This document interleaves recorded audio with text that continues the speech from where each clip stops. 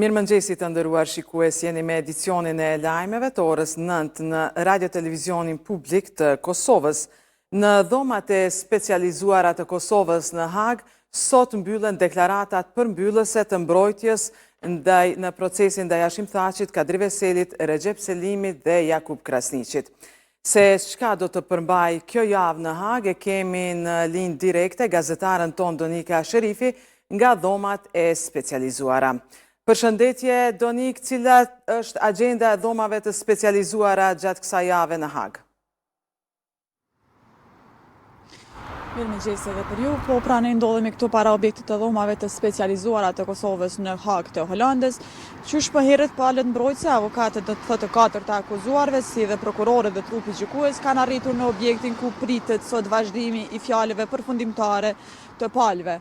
Sot do të vazhdoj fjalën përfundimtare mbrojtja e Jakub Krasniqit, e cila kishte mbetur në gjysmë të premten, ndërkohë që pasaj pritet që trupi gjykues të ketë në dispozicion 2 orët e saj, po ashtu prokuroria dhe mbrojtësi i viktimave. Para seancës kemi parë këtu që kanë arritur me radhë familjarët e katër të akuzuarve, do të thotë Hashim Thaqit, Kadri Veselit, Jakub Krasniqit dhe Recep Selimit, po ashtu edhe kryetari i OVL të UÇK-s bashkë me veprimtarin Sali Bislimi, i cili sot po ashtu dorëzoi edhe rezolutin e nënshkruar nga 30 deputetët zvisran në mbështetje të krerëve të ushtrisë lindimtare të Kosovës. Gucati ndërkohë para fillimit të seancës së sotme përsëriti thirrjen për lirim të bashkëluftëtarëve të tij, duke thënë se gjykimi ka qenë i padrejtë dhe i bazuar në prova të fabrikuara nga Serbia.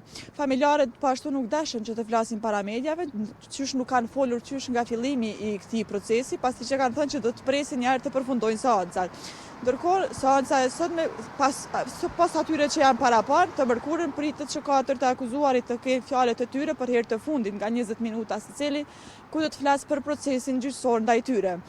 Deri më tani, media dhe familjarët bashkëluftëtarët kanë hyrë brenda, ndërkohë që pritet të shohim në pauzën e parë se çfarë ka thënë mbrojtja e Krasniqit, e cila në seancën e fundit kërkoi që Jakub Krasniqi në moshë të shtyrë që është të lirohet dhe të shkojë sa më parë pranë familjes së tij dhe të jetojë vitet që i kanë mbetur atij. Donik, të falenderit për të gjitha këto informacionet, ne sigurisht se do t'jemi në kontakt për më të rejat nga Haga edhe në edicionet e tjera të lajmeve. Të përshëndes nga Prishtina. Ne vazhdojmë me lajmet. Kryeministri i Kosovës Albin Kurti ka zhvilluar një takim me ambasadorin e Bashkimit Evropian në Kosovë, Ivo Orav. Ky është takimi i parë ndërmjet Kurtit dhe shefit të Bashkimit Evropian në vend, prej se kryeministri ka nisur mandatin e ri qeveritar.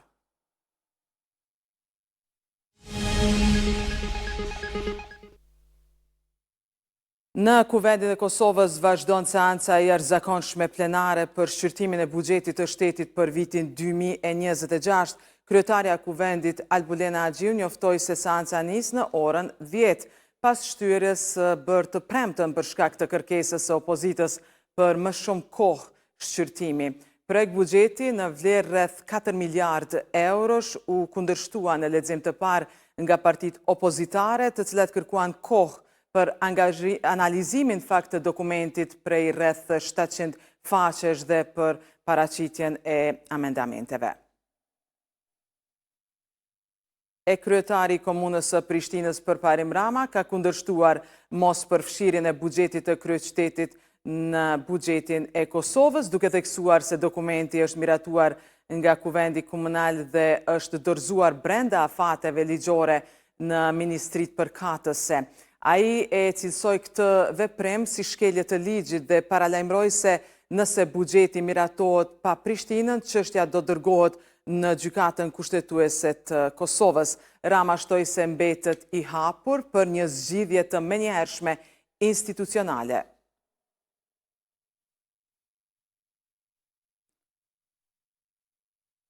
Të nderuar shikues, ndoshët lajmet në RTK bashkë me ekipin realizues, ju falenderojmë për kohën që ndat me ne. Mirupafshim.